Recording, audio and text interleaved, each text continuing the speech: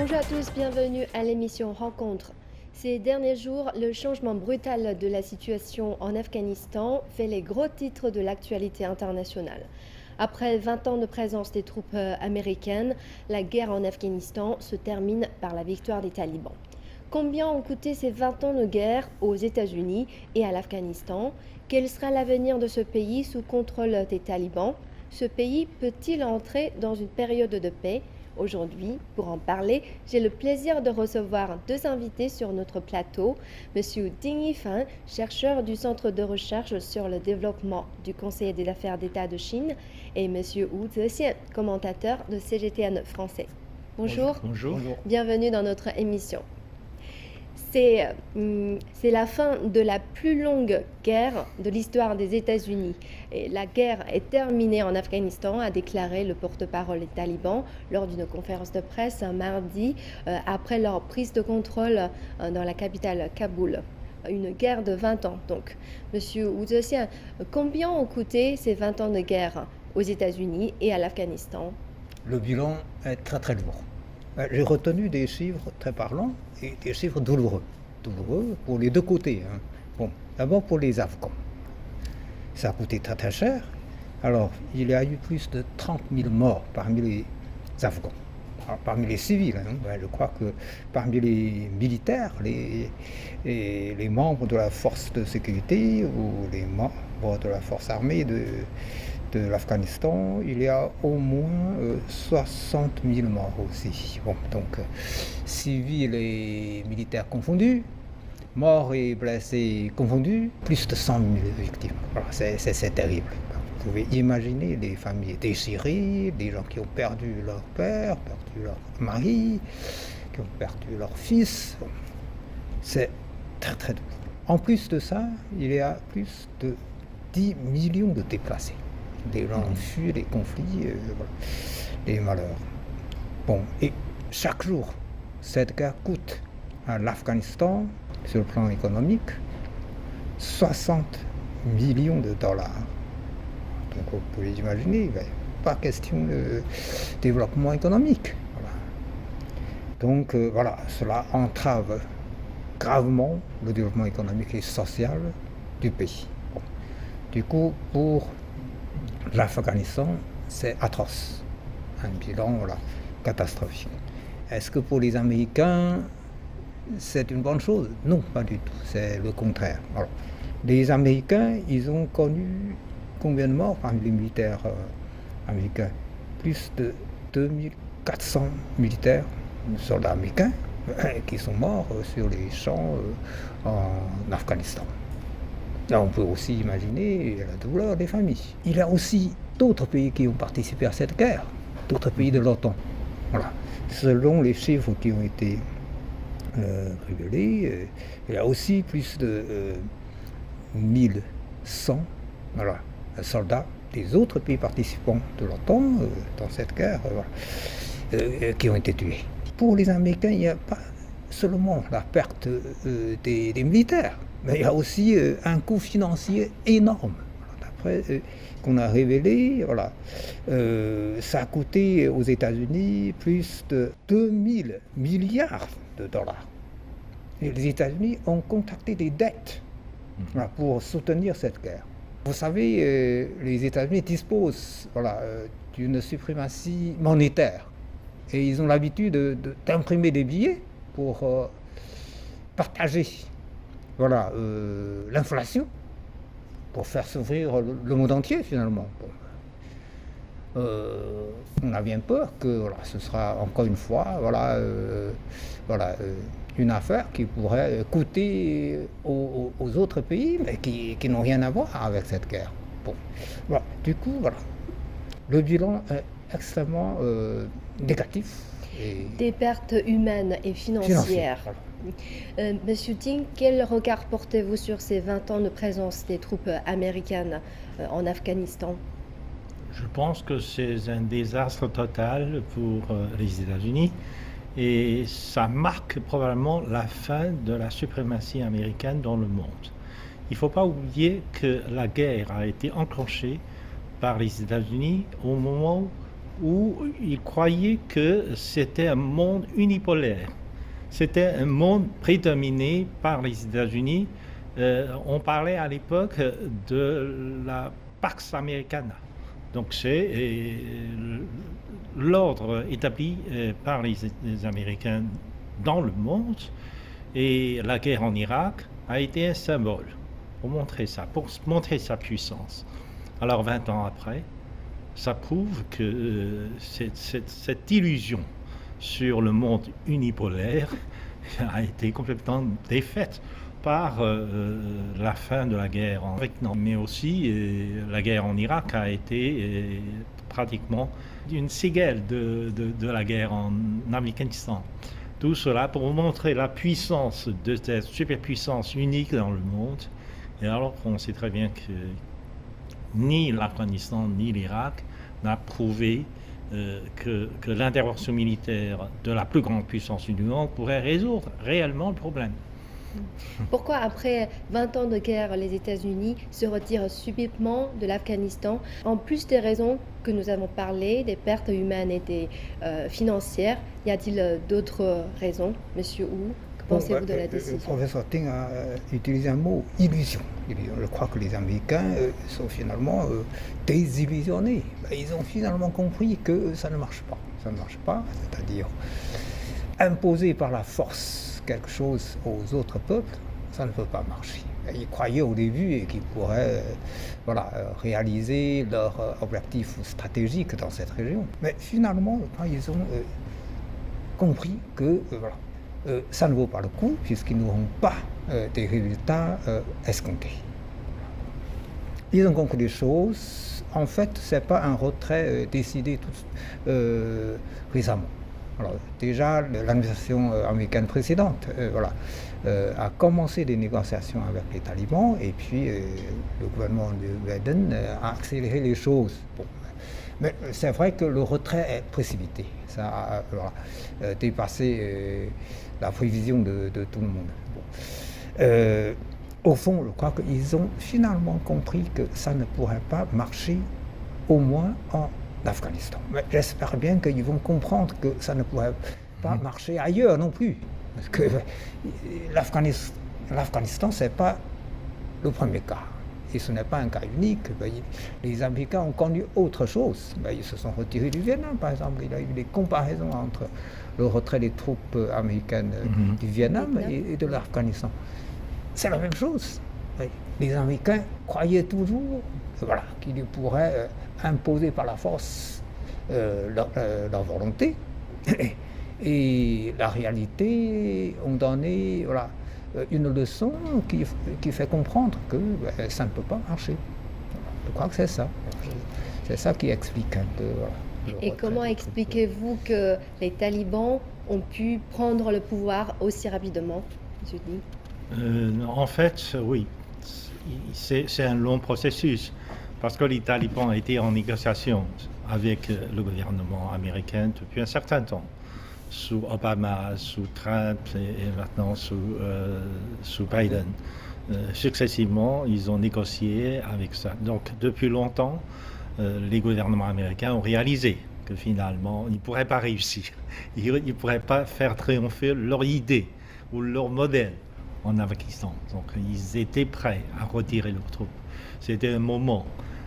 Etc. Donc les talibans étaient préparés le terrain, mais en plus, depuis le temps, depuis que les Américains ont occupé l'Afghanistan et surtout Kaboul et les régions autour, mais ils n'ont jamais contrôlé tout le territoire de l'Afghanistan. Donc ce qui permet aux talibans d'organiser la résistance un peu partout, et puis finalement pour conquérir le pouvoir à la fin.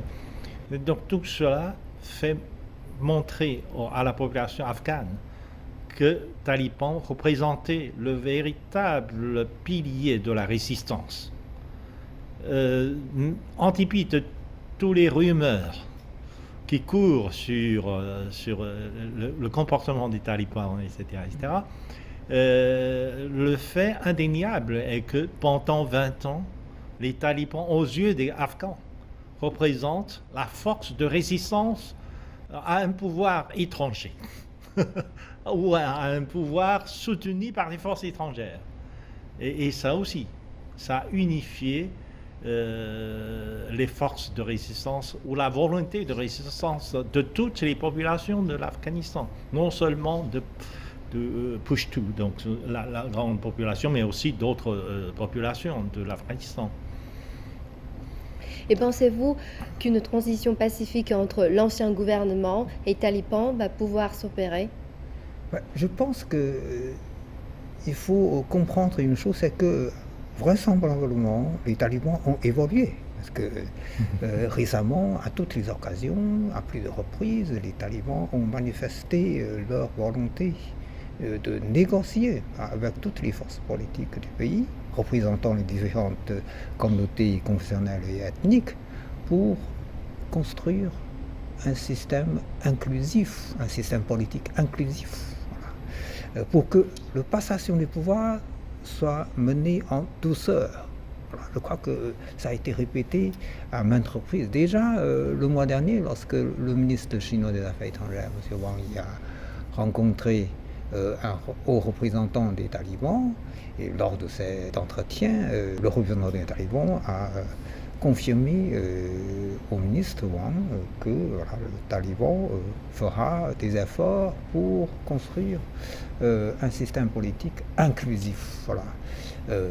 Les talibans sont prêts à mener des négociations, voilà, pour que le passation de pouvoir soit en douceur. Je crois que c'est un bon signe. C'est un bon signe. Il y a eu aussi une première conférence de presse donnée par le porte-parole des talibans. Voilà, il a affiché la même volonté des talibans de mener des négociations pour la passation de pouvoir en douceur, voilà, en paix, pour construire voilà, quelque chose d'inclusif.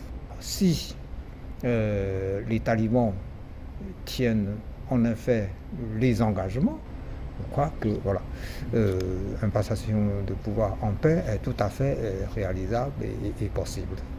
Et mardi, le vice-président Saleh a annoncé sur Twitter, leader légitime du pays, et a appelé à la résistance aux talibans. Il se trouve à la province du Bajshir, et c'est le dernier territoire d'Afghanistan non encore contrôlé par les talibans. Et par ailleurs, le fils du légendaire commandant militaire Massoud y est maintenant et il rassemble de la résistance. Pensez-vous que cela pourrait changer la situation? Comment la situation va-t-elle changer, évaluer dans un prochain avenir? Cela dépend du comportement et des décisions des talibans. En fait, un représentant, un porte-parole de talibans a fait savoir que finalement le dirigeant suprême de talibans a fait exprimer une idée claire parce que les populations au nord de l'Afghanistan sont composées des populations non Pushtu. Donc, ils sont aussi souvent la branche islamique de chiites, alors que les Pushtus sont avant tout des sunnites. Mais le leader suprême de Taliban a fait savoir que vis-à-vis des chiites, cette fois-ci, les sunnites vont chercher à se réconcilier avec les chiites. Donc, ils ne vont pas malmener les chiites dans l'avenir. Donc c'est un signe de réconciliation, cela dépend. Donc si on accepte à négocier sur une base d'égalité entre les différentes branches de l'islam, entre les sunnites et les chiites en Afghanistan, il y aurait beaucoup moins de volonté de résistance de la part des populations sunnites nord de l'Afghanistan. Alors, cela dépend de la future négociation entre les Pushtus et les autres populations ethniques, mais moins importantes que les Pushtus en Afghanistan dans l'avenir. Et mardi, les talibans ont donné leur première conférence de presse. Ils ont annoncé la formation rapide d'un gouvernement fort, islamique, fort et inclusif. Quelle est Quel va être l'avenir de ce pays sous les contrôles des talibans, d'après vous, Je crois monsieur? que ce que le professeur Ting vient de dire est très important. C'est que comment gérer les relations pour les talibans, comment gérer les relations avec les communautés ethniques ou confessionnelles qui ne sont pas les leurs. Bon, ça c'est très important. Jusqu'à présent, les talibans ont toujours manifesté une volonté de réconciliation. Par exemple, voilà, lors de la conférence de presse en question, les talibans ont appelé à tous les fonctionnaires actuels du gouvernement, c'est-à-dire du gouvernement qui vient d'être renversé, de continuer à travailler. Et ils ont aussi annoncé l'amnistie vis-à-vis de tous les fonctionnaires, mais aussi vis-à-vis de tous les militaires du gouvernement précédent, du gouvernement renversé. Ça, c'est un signe important. C'est la réconciliation. S'il y a la vengeance, cela pourrait créer la haine, la résistance. Par contre, si les talibans arrivent à bien gérer ces relations avec les autres communautés qui ne sont pas forcément les leurs, eh bien, ça pourrait aller dans les meilleures conditions. Voilà, ça, ce sont des facteurs très importants. Mais jusqu'à présent, c'est vrai que les talibans ont toujours fait des efforts dans un sens de réconciliation. Voilà, ils ont même dit que les femmes pourraient continuer à étudier, etc. etc. Ben, tout ça, ce sont des signes de bonne volonté émis par les talibans. Donc tous les signes jusqu'à présent sont encourageants. Alors avec tous ces signes positifs, pensez-vous que le pays va entrer dans une période de paix durable? On espère bien, on espère bien.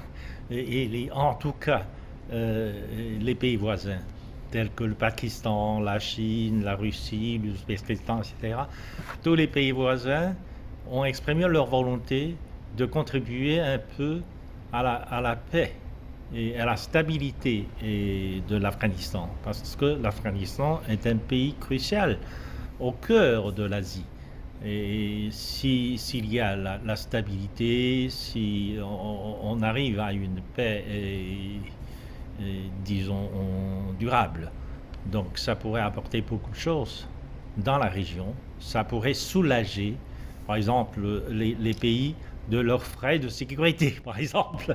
Et ça pourrait contribuer aussi à la prospérité de la région, parce que l'Afghanistan est aussi un pays très riche en réserve de minerais, de toutes sortes de minerais. Donc si l'Afghanistan veut vraiment participer au développement économique de la région, parce que cette région-là est très importante, dans les dernières années, si vous regardez le développement des pays de l'Asie centrale, des pays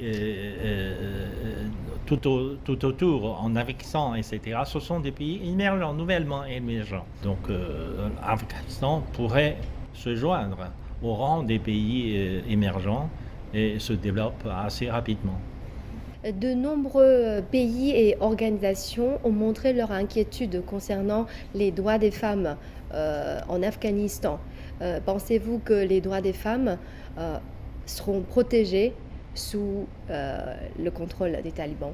Je crois que les talibans ont compris les soucis de la communauté internationale concernant les droits des femmes. Bon, dans la conférence de presse, le porte-parole des talibans a bien dit ceci. Les femmes constituent une partie importante de la société afghane. Alors, les talibans permettront aux femmes de travailler et d'étudier. Je crois que ça, c'est une déclaration tout à fait encourageante.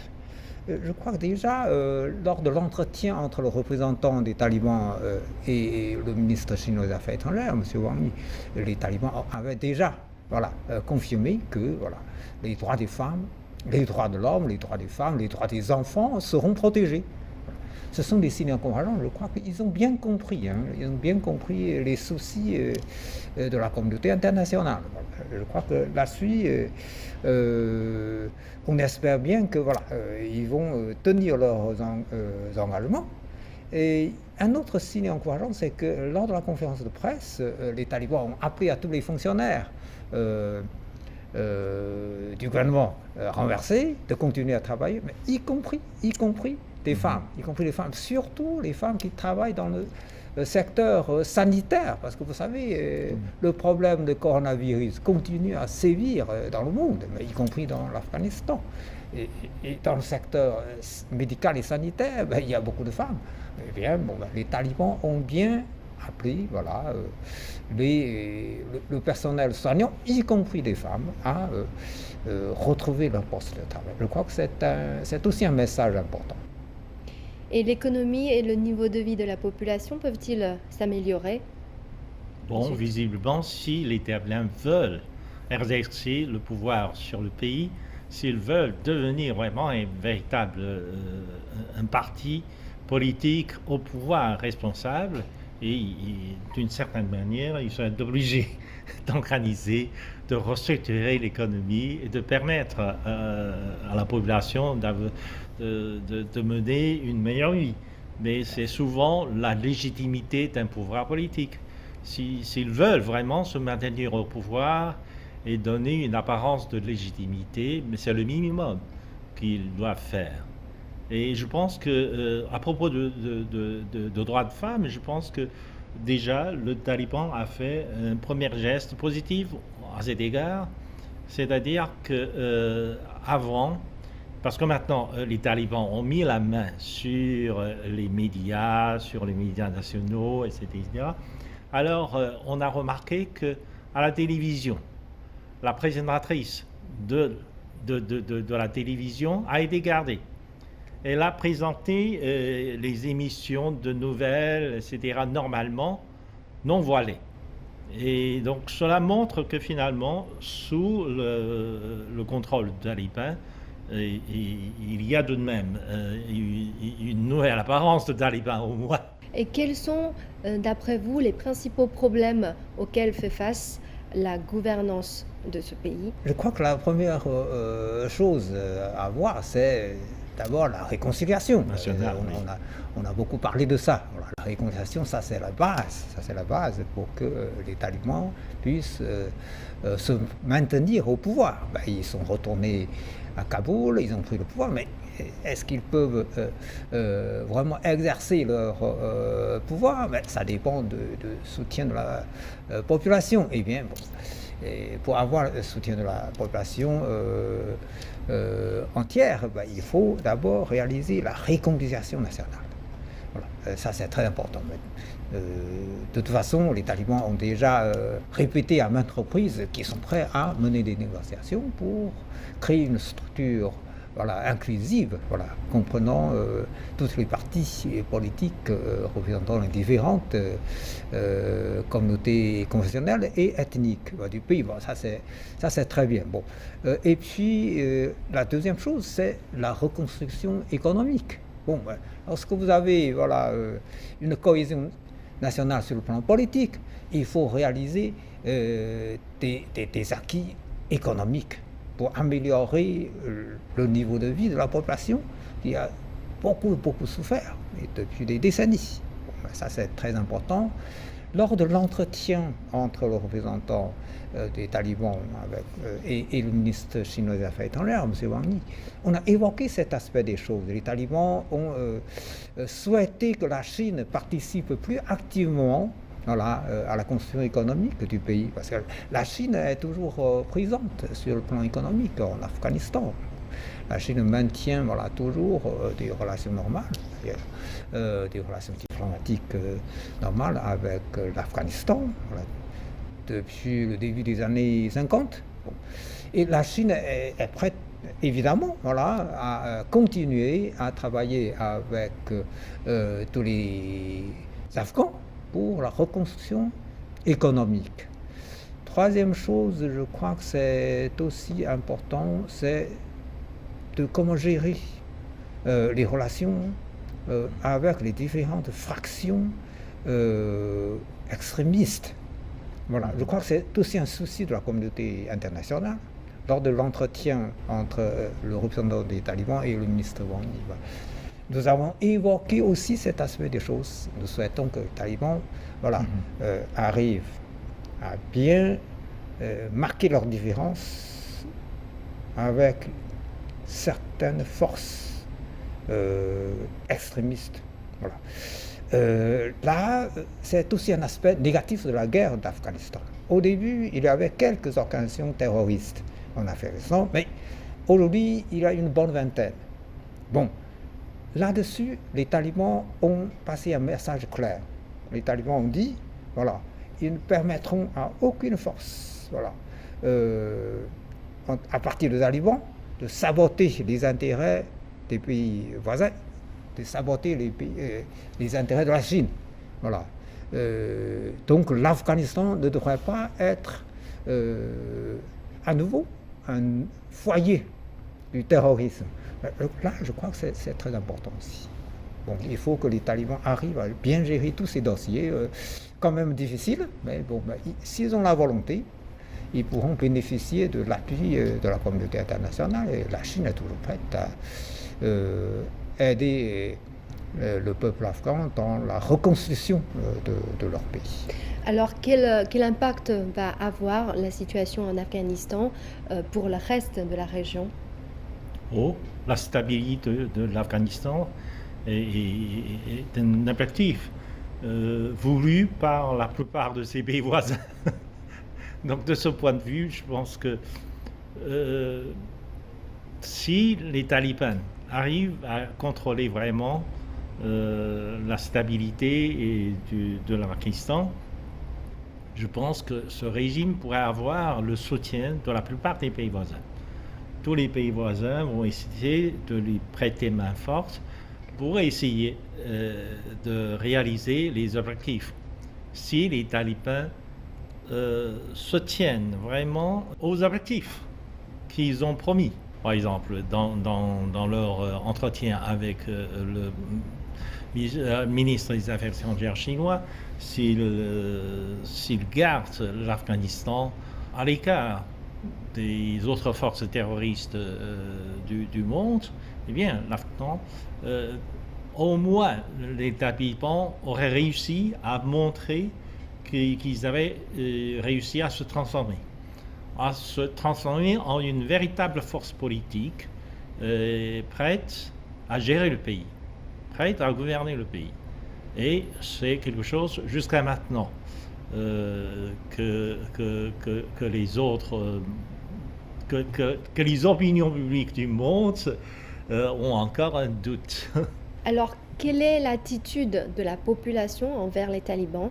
Dans certains reportages, nous avons vu un flux constant de personnes qui sont ruées vers l'aéroport de la capitale Kaboul, tentant de quitter le pays.